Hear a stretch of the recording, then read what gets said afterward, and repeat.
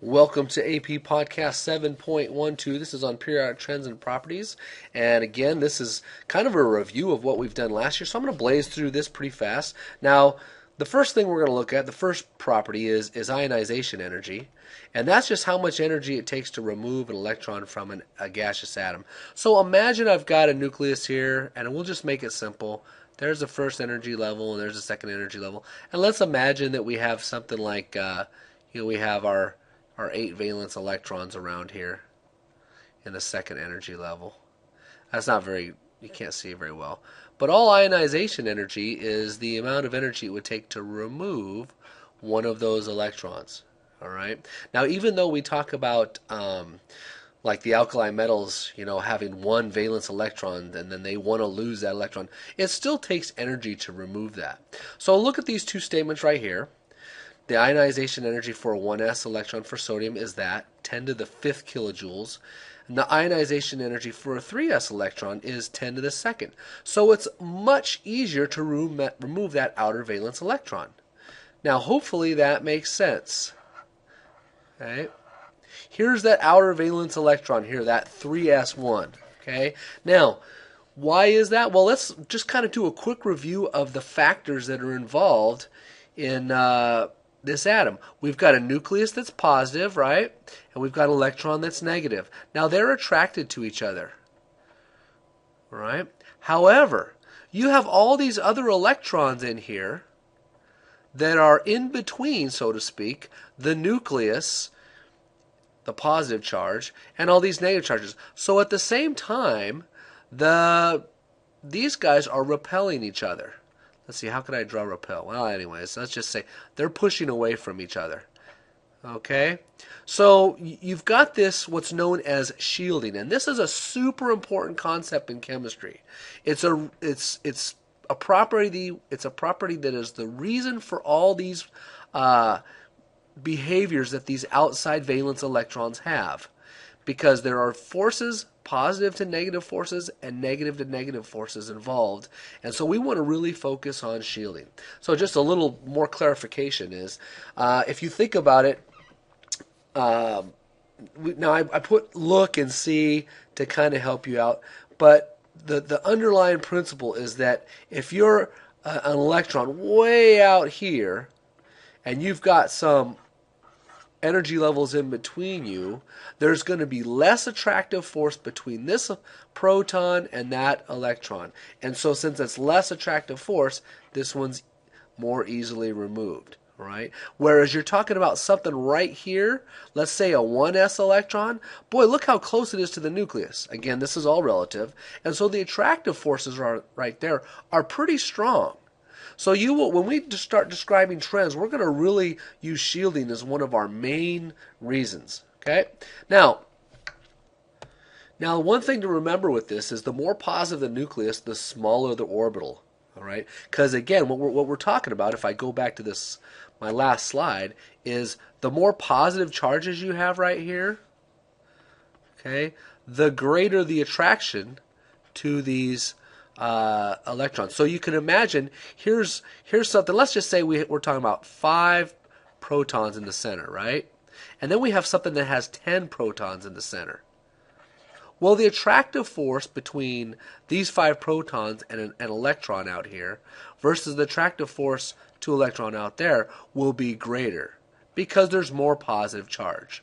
And of course, shielding is going to play a role, but you have to remember this underlying principle. So what that does is it causes the 1s orbital to be smaller than the 2s, and then the 2s is smaller than the 3s, and so on. And so if we were to go across our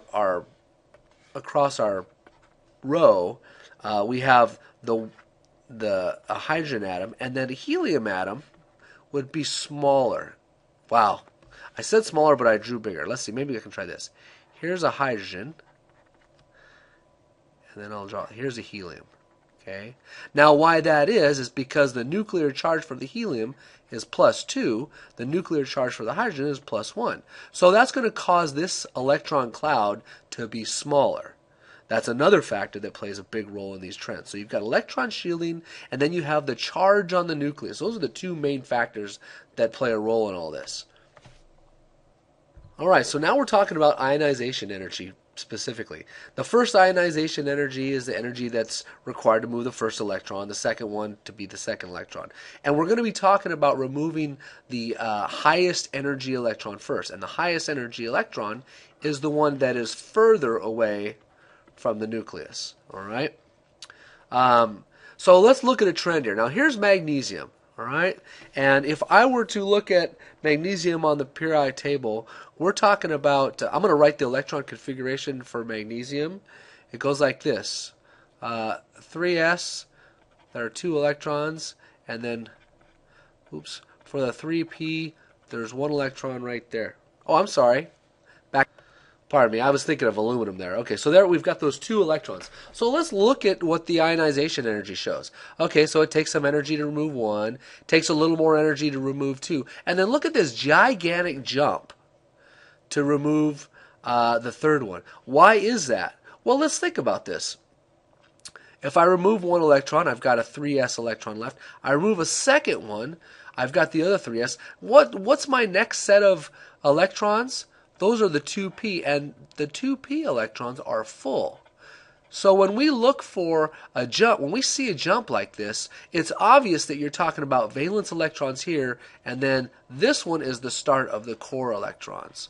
So we want to make sure we can identify that, because that's a common question that you see. You know, what's going on with this? All right, and then these 2 statements I have, the effective nuclear charge increases as you remove electrons. So if I'm talking about magnesium, magnesium has 12 protons and 12 electrons, right? Well, if I take away an electron, and now I have 11 electrons, the effective nuclear charge is going up. And if I have 10 electrons, again, the effective nuclear charge, I mean, when we compare the two, it's going up. And then this last statement, it takes much more energy to remove a core electron than a valence electron. Again, hopefully that makes sense to you. If I'm talking about these electrons out here, they're more easily removed because there is some shielding. But if I'm talking about a core electron in here, look, there's less shielding there, so it's a little easier to remove it. Oh, I'm sorry, it's tougher to remove that core electron. Okay, let's look at aluminum now. Now look at the trend right there. Pause this for a second, think about it, and can you explain that trend? Well, how'd you do? Did you notice the big jump? The big jump is right here between electron 3 and electron 4. Well, let's think about the electron configuration for aluminum. I already wrote it. There and there. Okay, so there's the valence electrons for aluminum. Notice there's 3. So I'm going to remove this. It's going to take energy. Remove that. It's going to take energy. Remove that. And then now what am I dealing with? I'm dealing with core electrons. All right, and if you want to remove a core electron, that's going to take a lot of energy. Plus, don't forget that aluminum still has 13 protons and 10 electrons when you're getting to the core. So again, that's another force that's even tougher to remove that electron. Hopefully that makes sense, but it's a very important thing. Okay, now let's look at as we go across the period. Okay, generally from left to right, the ionization energy increases because there's a greater nuclear charge with the same shielding. Well, what does that mean? Let me just try and draw a picture here. All right, so what I'm saying is if I have, let's say we have our 2 electrons there, and I've got here, I'm talking about, let's just say this is neon, right? Okay, well, as I go from left to right on the periodic table, boron, then carbon, then nitrogen, then oxygen, then fluorine, then neon. Okay, as I go this way, I'm removing electrons from the same energy level, and they have the same amount of shielding, right? But what does increase as you go this way? Okay, well, the number of protons increases, so the nuclear charge is increasing. It's going up. However, there's no more shielding. So because of that, the ionization energy increases as you go across. It's tougher to remove, let's say, the valence electron from a fluorine atom than it is the valence electron from a chlorine or carbon atom. And it's not because of shielding. Okay?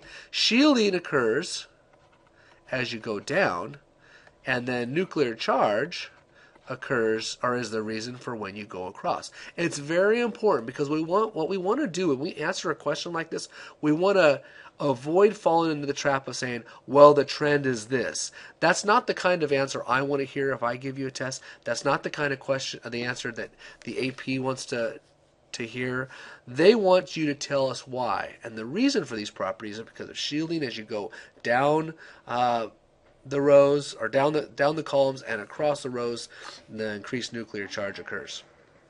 So hopefully that's making sense. However, it's not quite that simple. Okay. Ionization energy increases, and it turns out that half-filled orbitals and filled orbitals are harder to remove an electron from. And I've got a graph of it, and so this is what it looks like. So I've drawn the elements that you see right there, and you can see that there are some kind of interesting points.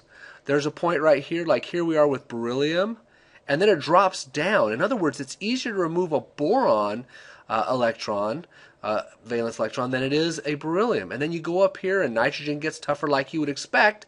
And then look at that. Down here, it's easier to pull that oxygen valence electron. Well, let's look at the difference between the electron configuration for nitrogen and oxygen. So here's nitrogen, right? We've got, and this, by the way, is the 2p.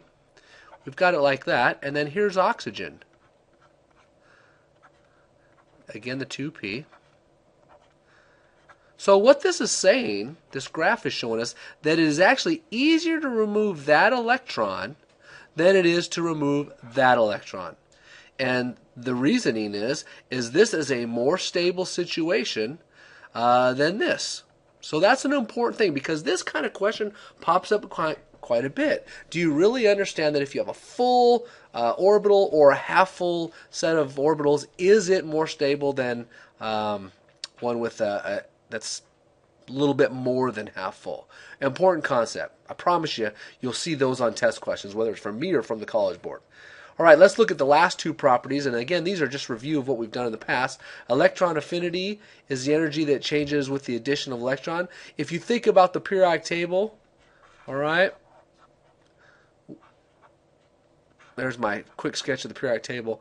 You know, who wants electrons, so to speak? Well, the nonmetals over here want electrons. So you can imagine the electron affinity as you go this way increases, and as you go down, it decreases. And again, what are the reasons for that? Well, again, as we go down, we have shielding. As we go across, we have nuclear charge. And then the atomic radius makes very good sense as you go down. Think about it. You're adding layers of energy levels. So the atom's going to get bigger. But what's a little counterintuitive is as you go across, oops, they get a little smaller and smaller. I've exaggerated there. But as you go across, it gets smaller. And why is that? Well, think about what's happening. We're getting more protons as we go across. So then effective nuclear charge increases as you go across. That causes an attraction between the valence electrons out here and the nucleus. So it causes it to shrink as you go. All right? I know this video was a little bit longer. Sorry about that, but we'll do a few questions with this, and like anything else, if you have questions, talk about it in class. See you next time.